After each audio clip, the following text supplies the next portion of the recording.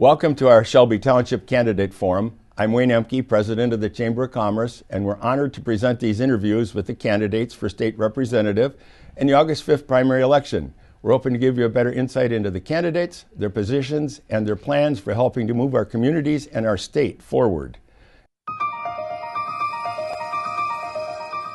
We have candidate Robert Murphy here today. Welcome, Robert. Good morning. Thanks for being here. Pleasure. And you and I have had the pleasure of doing these interviews over a number of years, and it's always a pleasure to chat with us. Tell us a little bit about you and where home is and maybe what we should know. Well, very first, Wayne, thank you, Shelby TV. And my sympathies and condolences go out to the Nye family. Mr. Nye had interviewed me, as we were speaking earlier, several times as well. He's missed, I'm sure. But I'm a husband, father, family man. I really care about the community. My record says I care, to having made attempts over 16 years now. Has it been that long? It's been that long. And being unsuccessful 7 out of 8 in the generals, I think that's a good track record. It shows caring, concern, and compassion to the communities.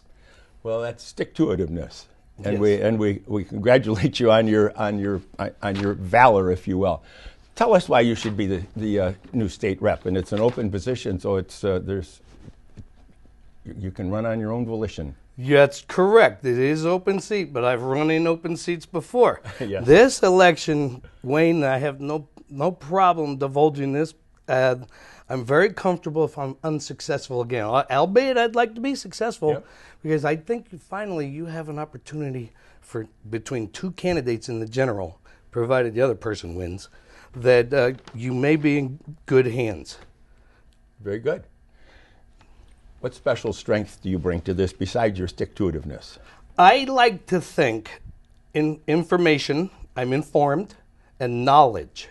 I'm retired of sorts. I'm a student of physical fitness, but that gives me an opportunity to get younger than me, I'm sure. At I'm still in the 57, game. Definitely younger. Not too far. Definitely younger. Yes. What else? Oh, let's see. The qualifications. Folks can go through qualifications. I've got them just like the other candidates have them. So, not to use up the time, let's move right along. What are our state and areas' most pressing needs? The area. Does that give you something to get into? You bet it does. Okay. Thank you. Share that with us. The area, the community revenue sharing is suffering and is going to continue to suffer.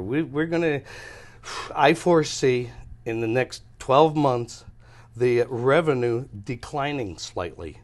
They've got to make up for that somewhere, and they're shooting for the gas tax for the roads, and the user fees and things of that nature will continue to rise, and it makes it very uncomfortable because gas is going up. I don't carry around a $50 or $100 bill to fill up my car. $4 a gallon this morning, I see. $4, yes. The era of cheap gas was told in October is over. That was $3.50 cheap gas. We're going to see $4 on a regular basis. I remember back in the day in the 30-cent stuff, but that's giving away my age. I was a kid when I was walking down to the gas station to get gas for my dad's lawnmower. Yeah. What are you hoping to accomplish? You're certainly looking to be elected, or you wouldn't be in the run like you've done several times before. And I know that you're a caring person. And you also tell me, you got a couple Eagle Scouts at your house, so we know you're invested. Yes, congratulations to Bobby and Cody. They're both Eagle Scouts. My two of my 3 boys. What was that question again? Yeah, what would you hope to accomplish? And if you want to flesh out any of the other needs you see besides the roads, we're certainly open to hearing about that.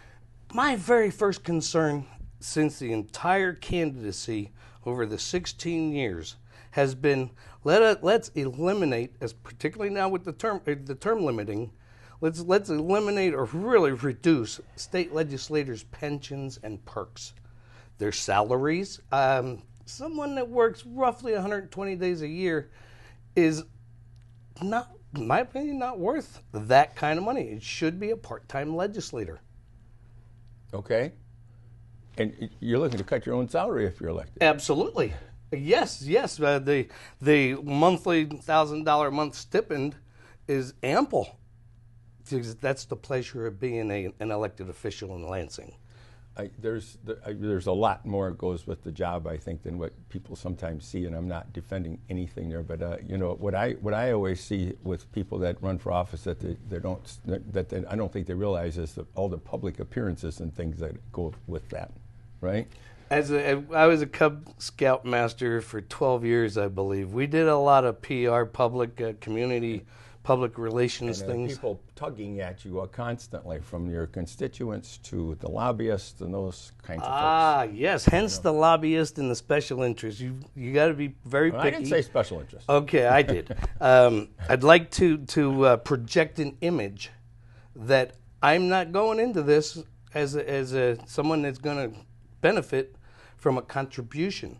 We've always funded these elections over 16 years out of a family budget. Sometimes it's $300 a cycle. Sure. That's a lot of money for me right now.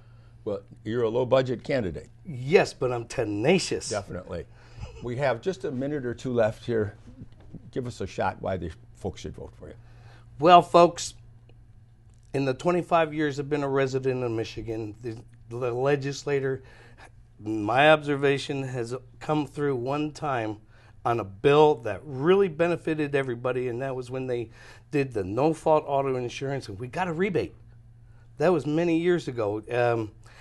I'd like you to consider electing me as your next state representative, because after 16 years, I've still got the heart, but I'm running out of legs.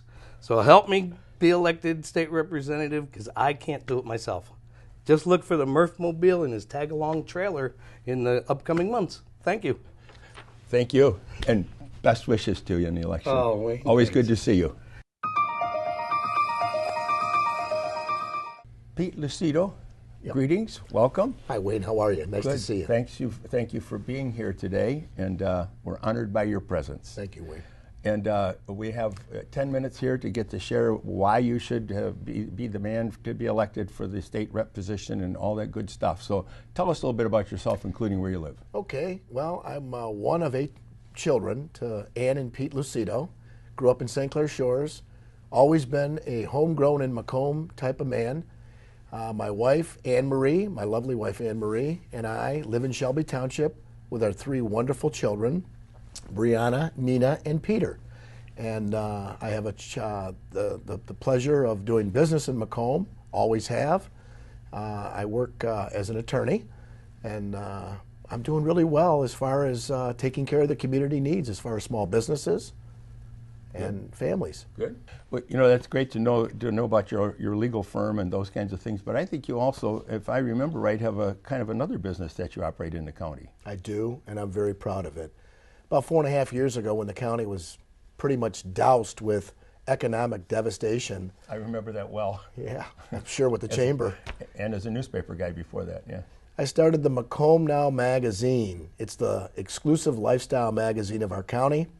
I'm proud to talk about the 7 buckets, which are food, fun, fashion, family, finance, festivities, and festivals. And I'll tell you what, there's nothing in there more exciting than to talk about our county, all about us, the people here in Macomb County who make this town tick. Great. And it's glossy and it's beautiful, and I think you even might have seen my photo in there on a time or two. But you know what? Pick one up, because they're all sold all over the town. Thank you very much, though. I'm very proud of the Macomb Now magazine. What qualifies you for this position? And it's an open seat, so it's kind of an interesting spot, and it's drawn some interest from you and others. Yes.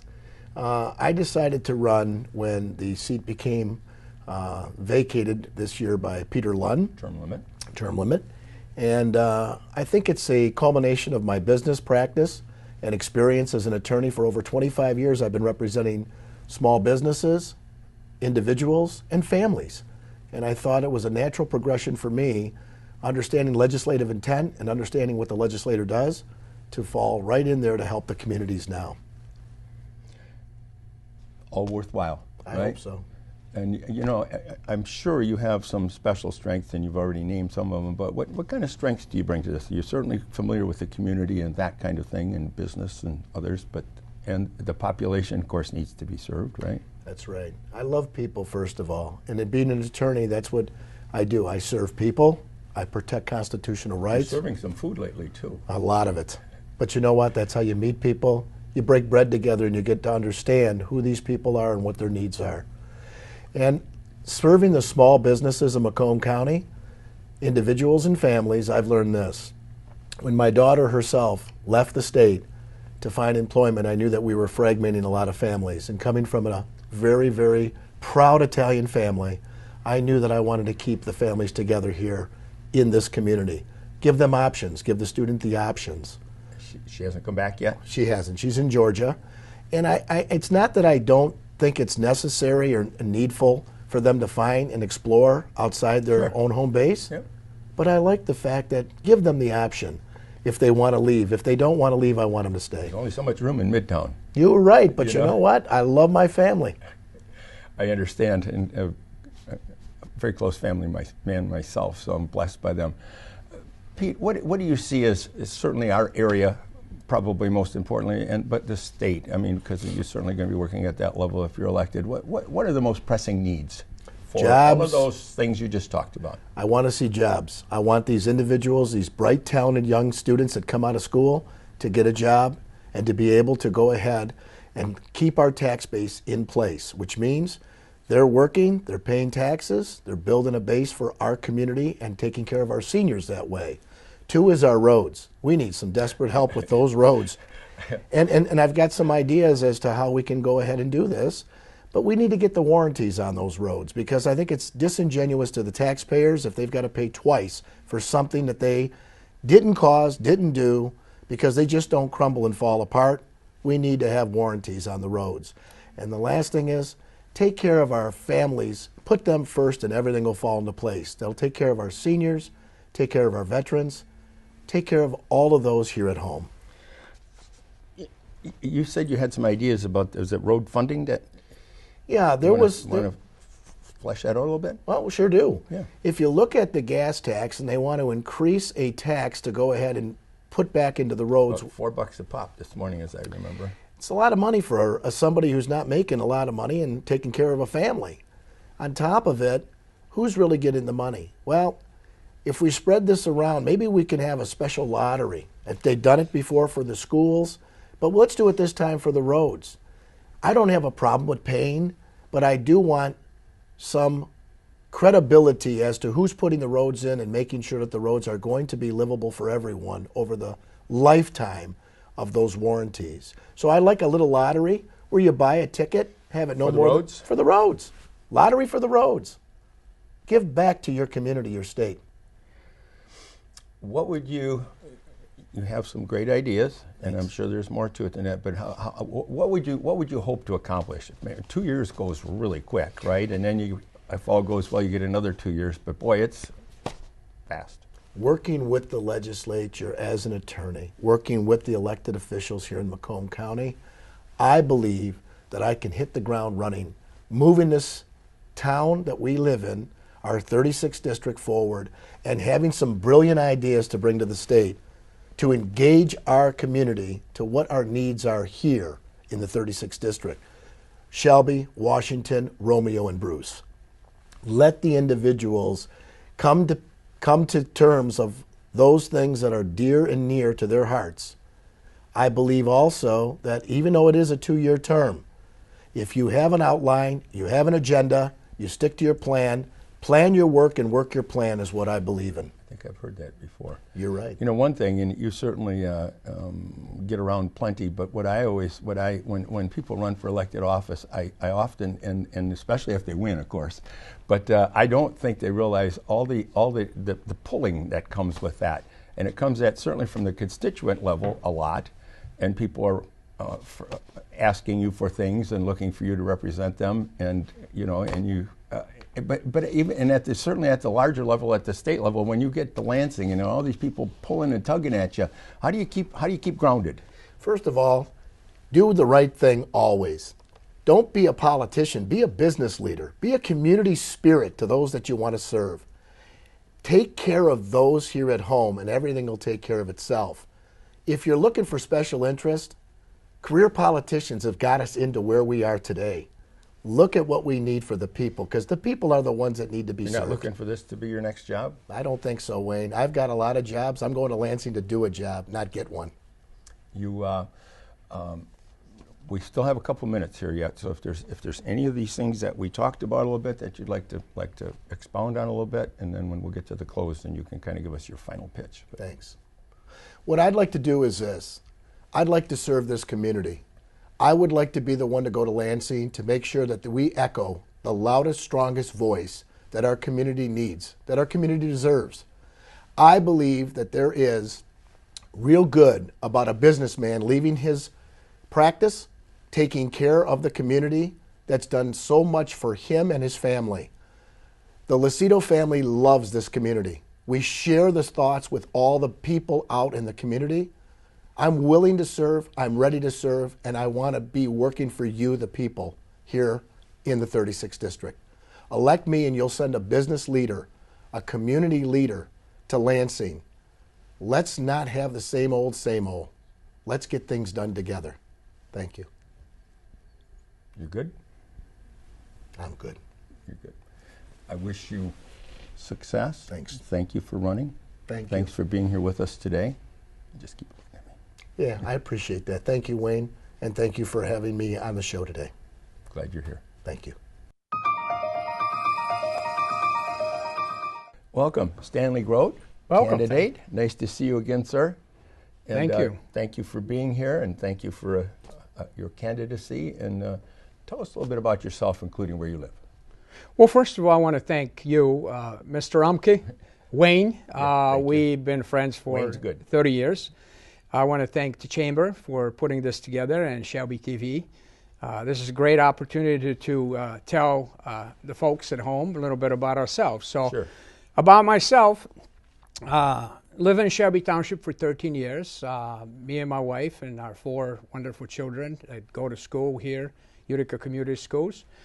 We love our neighbors, we love the community, and we decided to move here from Lansing. I moved from Lansing some 13 years ago, and I love every bit of it. It's a great community. Schools are great. Businesses, we love to support local businesses. And we feel right at home here. Good. You know, and you've been very active in the community those years, too, in a I have variety been. of capacities. I have been in various capacity. I've been to Lansing a little bit. Took some time and work out of Lansing, but you know, you always come home. It's nothing like home sweet home. Great. Stan, what qualifies you? You have probably many factors that do, but share with our folks and with me. So, what best qualifies you for this spot? I think the best to describe me is I have experience and knowledge in both private and public sector. Sure. I spent half of my life in private sectors, as you know, 11 years with General Motors Corporation. I lost my job when our wonderful president, Jimmy Carter, I'm being sarcastic, Jimmy Carter was our president. I lost my job with General Motors. I had a great career going there, and you know, the whole world caved in on me, but I didn't give up. I opened a restaurant. I opened up a restaurant in Hamtramck. It's still there. It's a wonderful restaurant, Polonia restaurant. And instead of searching for work, I actually got myself a job and employed another 22 people that had a good paying jobs and were providing for their families. That's the private sector. My public sector is I started out as a councilman in Sterling Heights in 1986. Then I moved on to be a county commissioner, Macomb County commissioner for a couple of years. Then I worked for Candice Miller. I was her assistant secretary of state when she was our secretary of state. So I served as her assistant for 8 years. Yes. Which was wonderful. I got to know a lot of good people, and this was a great experience for me to work statewide, dealing with folks, everyday people that had problems obtaining driver's licenses or tabs or whatever the questions they may have. And then I took a little break from politics, set up a family here. As I mentioned to you, yes. I met beautiful wife, Sylvia.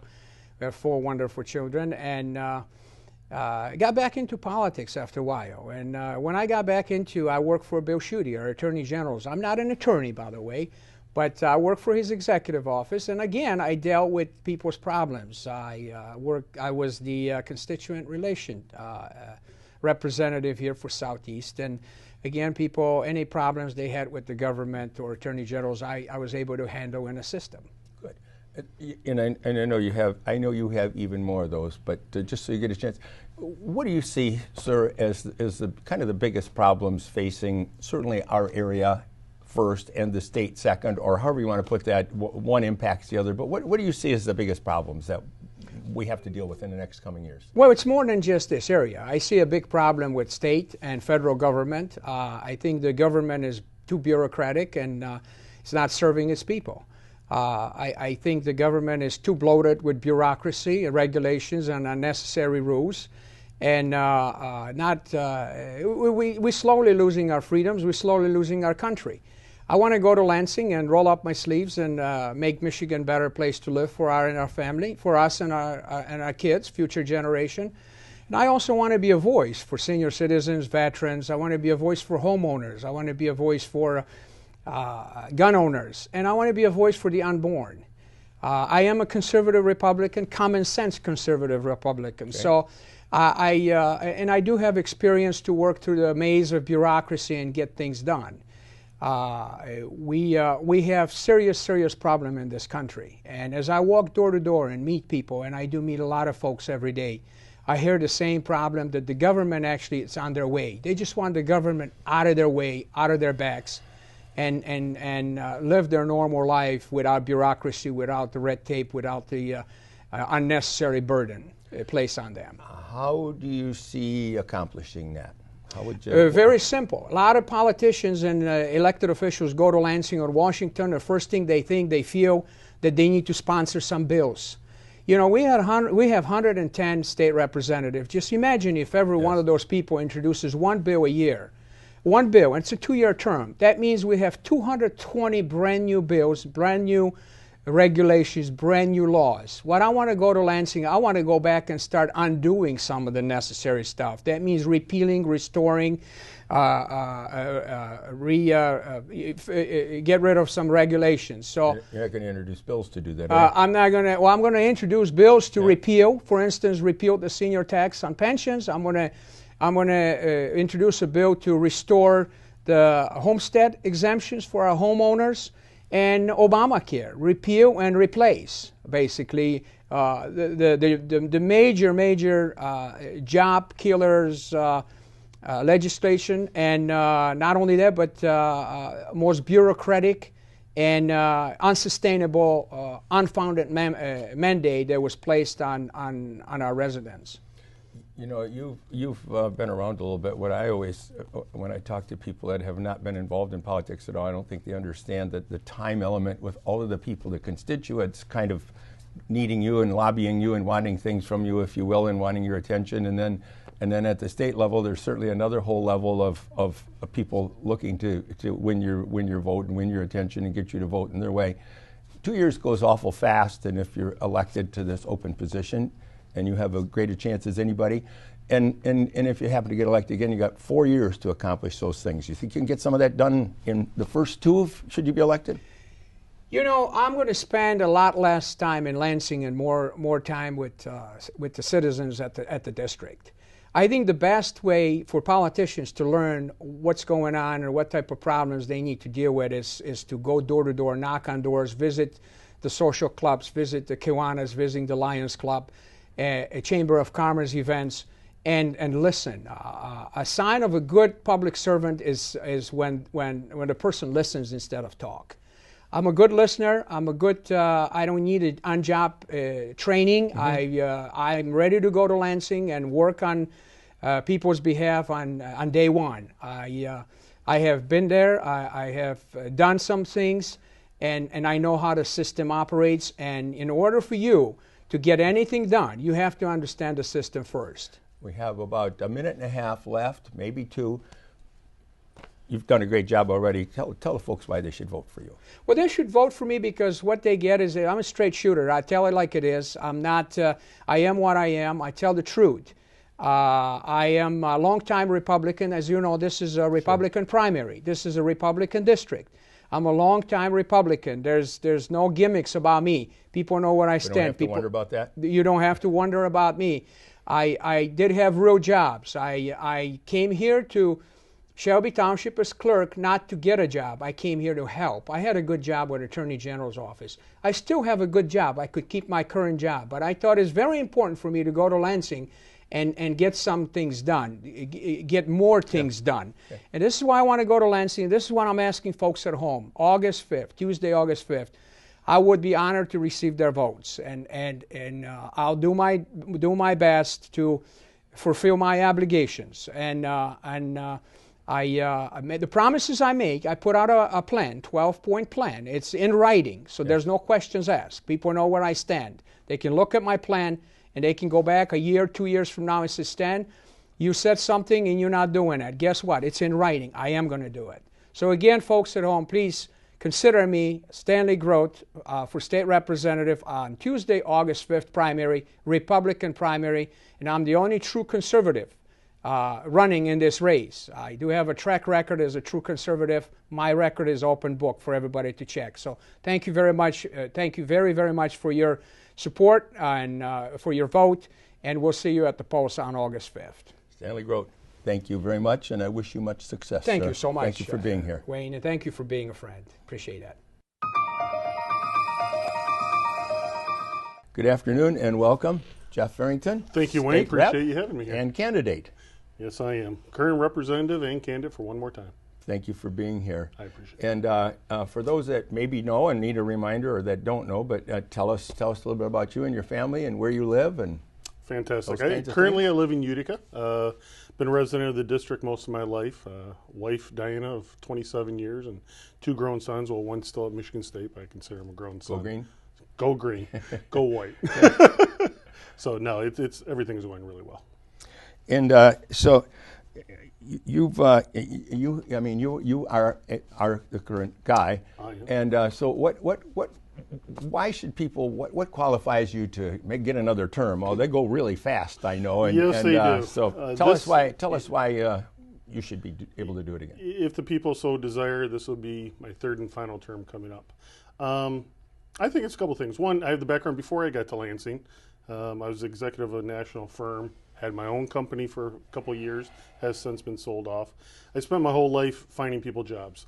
Combine that now with, almost 2 terms in the state house, where I've done some, I've accomplished some things I wanted to accomplish. I have some more things left on the list, but I think we're starting to turn Michigan around. It's not where it needs to be, but we're starting to turn it around. I'd like to see the process through as far as I can. And we'll dig in that a little bit more, but you've already mentioned some of your business background thing, but what special strengths do you bring? Well, like I said, really 2 different things. Hopefully one is leadership, and I've been part of the leadership there in Lansing. Sure. It's what I've been doing most of my life in the business world.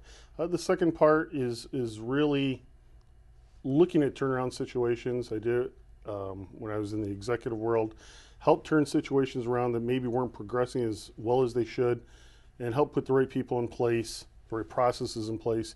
And that's the same kind of things we've been doing in Lansing. It doesn't get the big headlines that a lot of other issues do, but it's some of the things, adding the transparency, the accountability, making sure people are doing the jobs they're supposed to be doing. It's the nuts and bolts that makes government run. And those are some of the accomplishments, I would presume. But if you'd like to dwell on that just a little bit, accomplishments. Okay. Problems you see that you'd still like to correct or have a hand in making better, and how would you go about doing that? Okay. Accomplishments. I've been honored with 6 different groups that gave me various Legislator of the Year awards. So hopefully that has led to something. But it's getting rid of the double taxation on small businesses. It's being very integral in the personal property tax that'll be on the ballot here in August, and we have to have passage for that. Being a leader in sometimes making sure things that get done, not because it's easy vote, but because it's something that has to be done. Those would be the accomplishments. Arbitration, 312 arbitration, or police and fire, that all sides agreed to. It was unanimous, Democrat, Republican, cities, unions, and so forth.